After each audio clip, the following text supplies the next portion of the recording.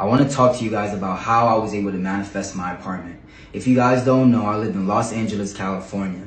And Los Angeles, California is not a cheap place to live in. In fact, it's one of the most expensive states to live in all of the United States. I decided to move to California because I wanted to change and I wanted to start over. Back home, I was frustrated and miserable and living in my office. And I decided to invest in myself and start from a place that I knew nothing of. I wanted change and I wanted it no matter what it took. I slept in a car rental for a month and a half, and then I got into an Airbnb. And while I was waiting for an apartment, I actually stayed in a shared room. This story is what happened when I stayed in the shared room.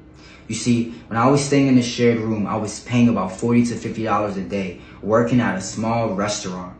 The restaurant had nobody in there, but I was making hourly money enough to save for an apartment.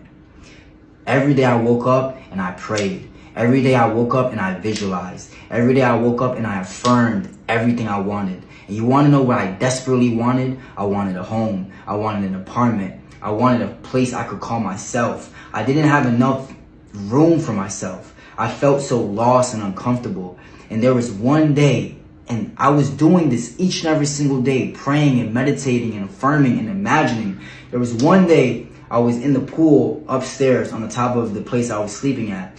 And it was my day off and I wanted to relax. I got a phone call from the realtor I was waiting on, and she called me and she told me, hey, there's an apartment that is not up on the market yet, but we know how long you've been waiting. We want you to be the first one to see it.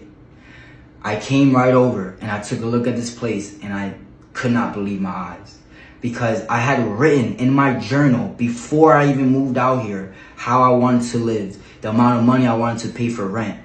I didn't want any roommates. And you want to know what I got? What I imagined. I imagined the best, and that's what I got, guys.